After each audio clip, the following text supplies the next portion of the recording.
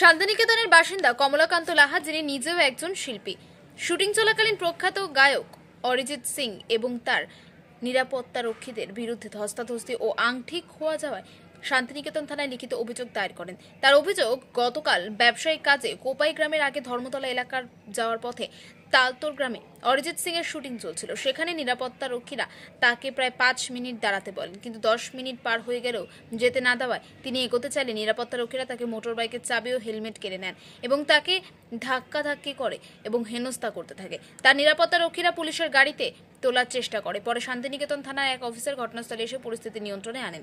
কমলাকান্ত বাবুর অভিযোগে ধস্তাধস্তির সময় তার হাতে থাকা একটি সোনার আংটি খোয়া যায়। এই ঘটনার পর তিনি অরিজিৎ সিং এবং তার নিরাপত্তারক্ষীদের বিরুদ্ধে থানায় অভিযোগ দায়ের করেছেন। সেই মুহূর্তে শিল্পী তিনিও আতঙ্কিত এবং এই ঘটনায় শঙ্কিত। থানায় অভিযোগের কপিটাও দেওয়া হয়েছে।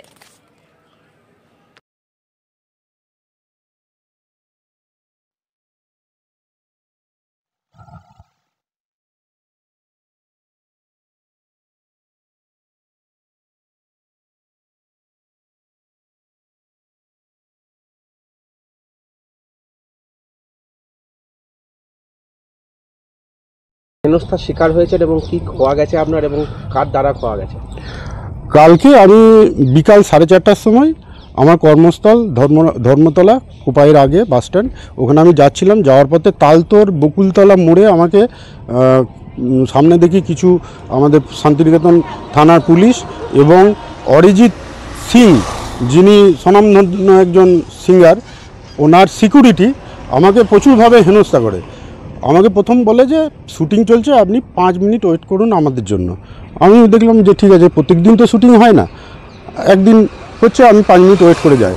10 মিনিট পেরিয়ে যায়। তারপরে ওনাকে যখন বলি, উনি বলেন যে আপনাকে আরও 30 মিনিট ওয়েট করতে হবে। আমি তাহলে আমাকে আগে বলতে পারতেন, আমি ঘুরে অন্যদিকে যেতাম, বা আপনারা একটা সিকিউরিটি যদি ক্যানেল পার মোড়ে রেখে দিতেন তাহলে আমরা প্রান্তিক হয়ে ঘুরে যেতাম। এই উচ্চ বাচ্চ আমার সঙ্গে করতে করতে উনি আমার গাড়ির চাবি কেড়ে নেন এবং হেলমেট কেড়ে নেন। এই ধস্তাধস্তিতে আমার এই হাতে একটা আংটি ছিল, যেটা ফাঁকা হাত রাখতে নেই বলে একটা রিং এমনি পরে রেখেছি, তো সেটা আমার খোয়া যায়। আমি তখন কিন্তু জানতে পারি না, পরে আমি দেখলাম যে বেরিয়ে এসে দেখছি যে আমার এরকম খোয়া গেছে।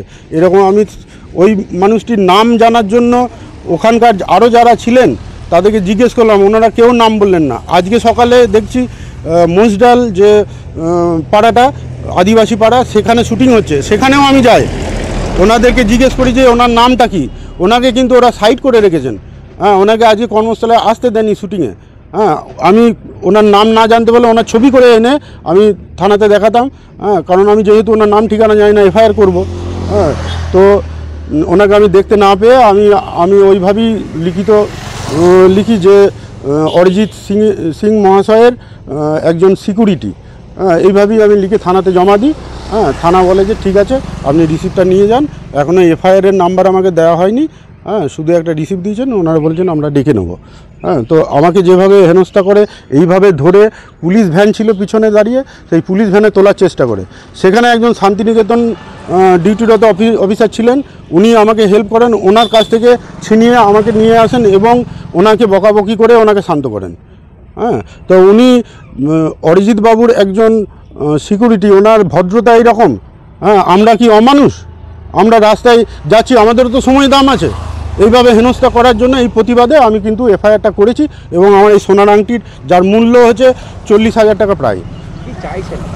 আমি চাই ওনার শাস্তি এবং আমার যে জিনিসটা খোয়া হয়েছে পুলিশ আমাকে উদ্ধার করে দেবে। আপনিও শিল্পী জগতেরই লোক। হ্যাঁ, একজন শিল্পী এরকম হেনস্থা করছে, এটা কি বলবেন? এটা তো আমার কাছ থেকে একদম দুর্ভাগ্যের ব্যাপার। এইরকম জিনিস হওয়াটা তো, উনি একজন সেলিব্রিটি, ওনার মতো মানুষ আমার বাড়িতে আসেন। আমি যে কাজটা করি আজকে দেশে বিদেশে জিজ্ঞেস করবেন, পণ্ডিত রণধীর রায় স্টাইলের এজরাজ আমি যে বানাই, সেই যন্ত্র কোথায় কোথায় যায়, আমি কোথায় কোথায় পাঠিয়েছি, তাদের আমি দরকার পড়লে এই মিডিয়ার সামনে আমি নাম ঠিকানা তাদের আপনাদের সামনে দিতে পারবো। আমার Japan, Germany, USA, Canada, Bangladesh তো আছি। তো আমি একজন শিল্পীর সিকিউরিটির কাছ থেকে এরকম ব্যবহার পাবো? আর আমাকে আবার বলা হচ্ছে যে আমি গালমন্দ করেছি। আমার যদি সব কিছু ওই ফেসবুক থেকে আরম্ভ করে আমার আইডি খোঁজ করেন যে আমি কি ভদ্র ছেলে, আমার পাড়াতে গিয়ে যদি পুলিশ ইনকোয়ারি করে, বা আপনারা একটু জানেন যে আমি কোনো মানুষের সঙ্গে কোনোভাবে গালমন্দ উচ্চারণ করার মতো মানুষ কিনা। আপনার নাম? আমার নাম কমলাকান্ত লাহা। ব্যুরো রিপোর্ট, উত্তরের প্রহরী।